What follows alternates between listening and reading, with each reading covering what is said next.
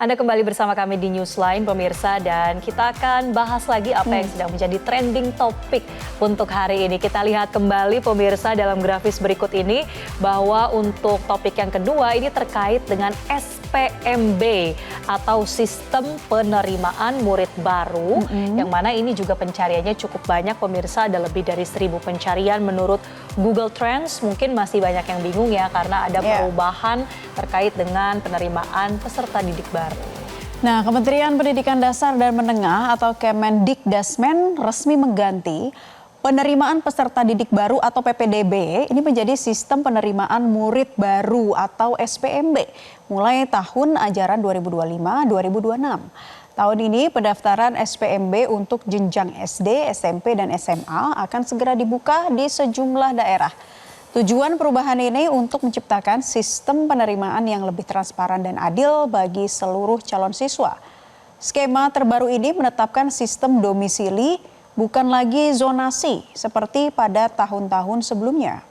Selain itu, murid yang tidak lolos di sekolah negeri akan diarahkan ke sekolah swasta dengan biaya yang ditanggung oleh pemerintah daerah. Nah, ini sepertinya kalau kita melihat sistemnya ini sebenarnya balik lagi ke zaman dahulu begitu ya. Ini balik lagi, jadi tidak menggunakan zonasi tapi domisili. Lalu kemudian yang tidak diterima di negeri balik lagi pindah ke swasta. Akan diarahkan begitu ya.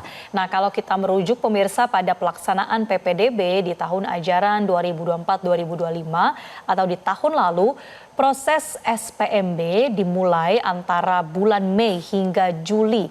Artinya saat ini pendaftaran SPMB 2025 di berbagai daerah akan segera dibuka. Ini perlu dicatat ya supaya nanti jangan sampai ketinggalan. Nah, lalu perbedaannya apa sih antara SPMB yang sekarang dengan PPDB yang kemarin? Dan kenapa juga harus diubah? Jadi singkatnya, pemirsa, bahwa kita bedakan berdasarkan beberapa poin berikut ini. Kalau dari jalur penerimaan, PPDB terdiri dari 4 jalur, meliputi jalur zonasi, afirmasi, perpindahan tugas orang tua atau wali, dan juga prestasi. Itu jalurnya. Sementara kalau SPMB sama juga ada 4, tapi terdapat perubahan istilah pada 2 jenis jalur, sehingga menjadi jalur domisili, afirmasi, mutasi, dan prestasi. Oke, untuk persyaratannya juga berbeda ya, persyaratan jalur zonasi dan domisili. Kalau PPDB, kalau pemirsa ingat, jalur zonasi itu kan harus berdomisili di dalam wilayah zonasi ya, yang ditetapkan oleh pemerintah daerah atau Pemda. Jadi zonasinya itu sesuai dengan aturan kewilayahan dari masing-masing daerah. Tapi kalau domisili yang dimaksud ini berdasarkan pada alamat yang tertera pada kartu keluarga yang diterbitkan paling singkat 1 tahun sebelum pendaftaran atau surat keterangan domisili untuk keadaan tertentu seperti bencana alam atau bencana sosial. Sementara kalau SPMB, jalur domisilinya ini ditujukan kepada calon siswa yang berdomisili di dalam wilayah administratif yang ditetapkan oleh Pemda sesuai dengan kewenangannya. Nah, pada prinsipnya jalur domisili ini bertujuan untuk mendekatkan domisili siswa dengan sekolah. Seperti itu. Dan selain itu, kalau itu tadi dari segi domisili atau tempat tinggal. Nah, sekarang kalau kita lihat dari sisi perluasan sasaran di jalur mutasi. Kalau di jalur mutasi PPDB, pemirsa, target dari jalur perpindahan tugas orang tua wali adalah calon murid yang mengalami perubahan domisili karena mengikuti orang tua atau wali yang berdinas atau dimutasi di luar daerah perpindahan tugas tersebut harus dibuktikan dengan surat penugasan dari instansi, lembaga, kantor, atau perusahaan yang mempekerjakan orang tua dan walinya. Sementara kalau SPMB, sasaran dari jalur mutasi ini diperluas. Bukan hanya karena calon murid yang berpindah karena perpindahan tugas orang tua wali, anak guru yang merupakan calon siswa pada satuan pendidikan tempat orang tua mengajar juga termasuk. Oke, ada lagi pemirsa berkaitan dengan penambahan bidang prestasi non-akademik ya. Kalau PPDB ditentukan oleh raport yang dilampirkan. tentunya dengan surat keterangan peringkat nilai rapor siswa dari sekolah asal dan atau prestasi di bidang akademik maupun non-akademik. Akan tetapi tidak disebutkan bidang prestasi akademik dan non-akademik apa yang dimaksud. Tetapi kalau SPMB ini sepertinya lebih jelas ya, terdiri dari sains, teknologi, riset, inovasi atau bidang akademik lain. Kemudian untuk non-akademiknya meliputi seni, budaya, bahasa, olahraga atau juga bidang non-akademik lain. Ada juga bidang kepemimpinan juga masuk ke dalam komponen prestasi non-akademik, dan siswa yang aktif menjadi pengurus organisasi misalnya OSIS, pramuka atau lainnya juga bisa menjadi pertimbangan bagi sekolah. Oke, banyak plusnya ya lebih jelas sepertinya ya. lebih jelas dan lebih inklusif juga mudah-mudahan. Nah, sementara itu pemirsa, kalau dari perubahan kuota tingkat SD masih sama antara PPDB dan juga SPMB. Ini kalau kita bicara kuota, misalnya paling sedikit 70% untuk PPDB disebut jalur zonasi. Nah, kalau SPMB jadi jalur domisili, itu perbedaan yang tadi ya. Kemudian ada paling sedikit 15% untuk jalur afirmasi, sementara paling banyak 5% untuk jalur perpindahan tugas orang tua, wali, atau disebut mutasi di SPMB. Jadi tidak ada jalur prestasi ya untuk tingkat SMP. Nah di PPDB jalur zonasi paling sedikit kan ada 50% pemirsa.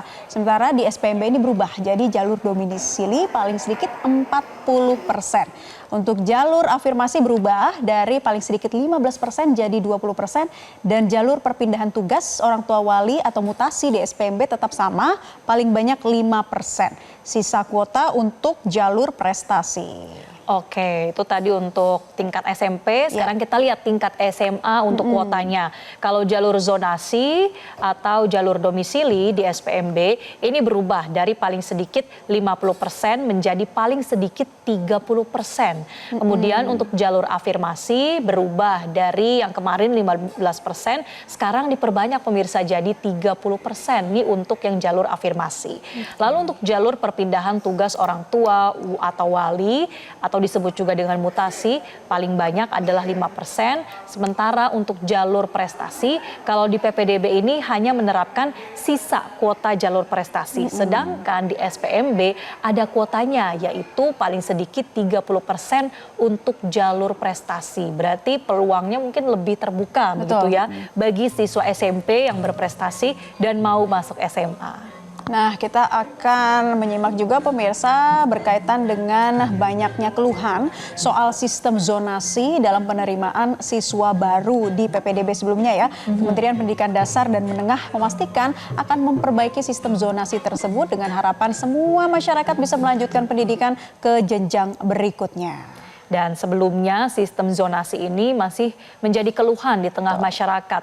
Bahkan tidak jarang masyarakat yang memilih tidak melanjutkan pendidikan karena terkendala zonasi. Saya ingat waktu itu sampai ada orang tua yang harus mengukur pakai meteran secara manual untuk membuktikan kalau anaknya itu bisa loh masuk di sebuah sekolah, tapi kemudian ditolak karena sudah di luar dari zonanya. Padahal sesuai aturan itu sebenarnya sepertinya masuk begitu ya. Nah, itulah salah satu upaya orang tua untuk bisa benar-benar membuktikan bahwa anaknya layak mendapatkan sistem zonasi di PPDB. Bukan hanya itu saja Marcel, ternyata banyak kasus-kasus lainnya yang sampai pada akhirnya ini dinilai merugikan masyarakat termasuk juga orang tua, menjadi beban tersendiri ya ketika harus mendaftarkan anaknya menggunakan sistem zonasi.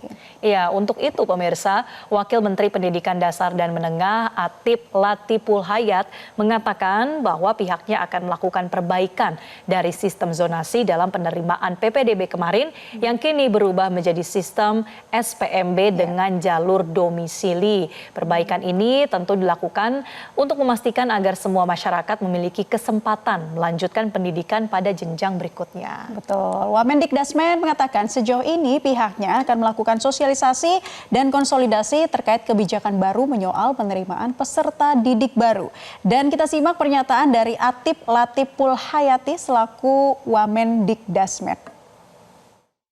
Akan disosialisasikan lebih rincinya, intinya yang sekarang namanya kan SPMB ya. SPMB untuk